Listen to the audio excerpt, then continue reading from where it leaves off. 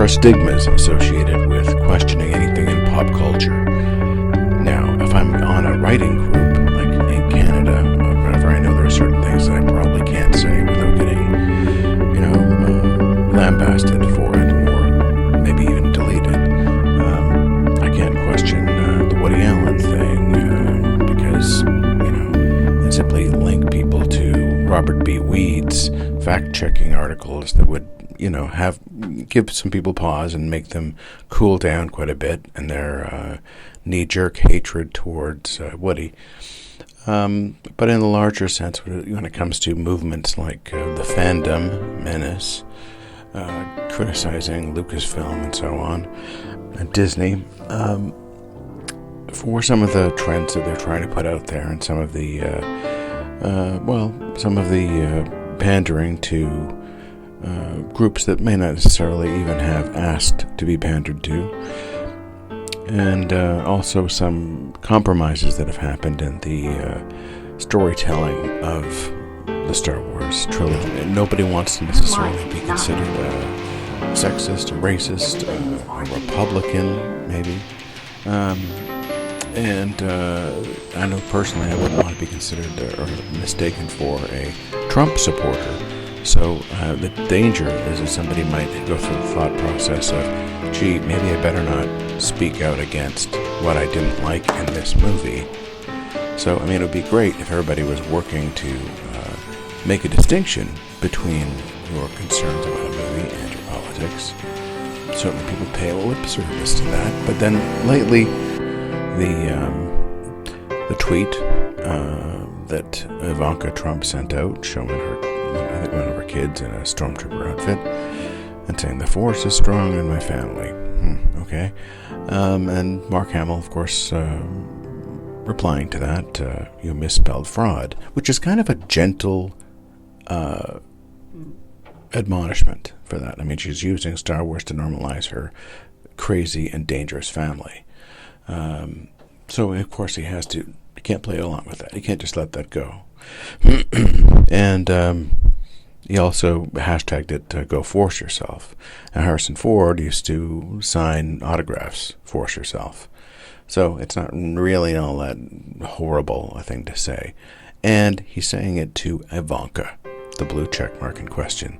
He's not saying it to the child in the photo. And, the kid would have to have it read to him anyway. It'd have to be shown to him for him to even be aware of it.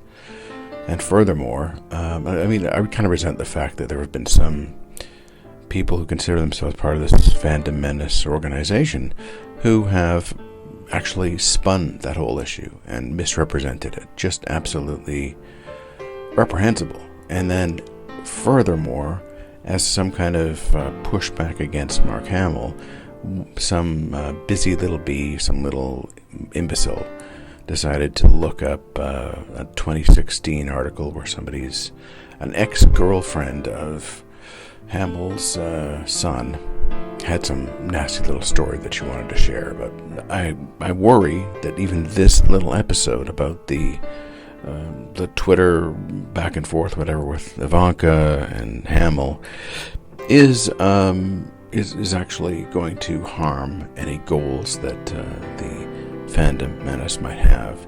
There are some organizations that I like that are connected to that. Midnight's Edge, to a certain extent, and World-Class Bullshitters have some humorous and interesting posts that I enjoy following, and videos that are usually well thought out essays about what's going on at a given time. And I hate to see those things just be dismissed or pathologized or stigmatized because there's a general perception being contributed to that these organizations are just somewhat Trumpian. I know that Andre has made some distinctions and good points on Midnight's Edge when they were talking about misconceptions about Rambo: Last Blood, but that's something that maybe a few people will hear, and the overall impression of these things is still something that has to be dealt with. I think Mecha Random 42, when she was talking about the Hamill thing, had said, "Oh, she just wants Star Wars to be generic, good guy, bad guy, science fiction." Other people have made the point that, if you look at the old classic Twilight Zone, one of the values of that particular show is that there was something interesting being said. As much as I love film, the reality is, it's like the Childhood's End by Arthur C. Clarke. The way society ended up evolving in this kind of utopia was that there was eventually no art left. And by the same token, I'm against guns. I'd like to see the United States go the way of Australia when it comes to guns. But at the same time, do I want them to be removed from movies? No. So that's the kind of distinction I make between art and responsible governance. I just wish that more people involved in these movements regarding movies and pop culture make that same kind of distinction and make it firmly. I don't think it's cool at all that somebody actually thinks there's nothing wrong with Trump. That casts a pall on anything somebody says.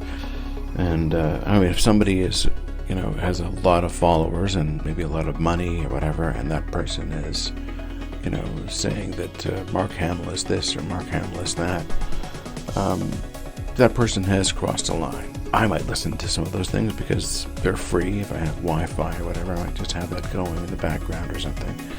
But I may not do that as much. I might be questioning what is dripping into my ear like poison.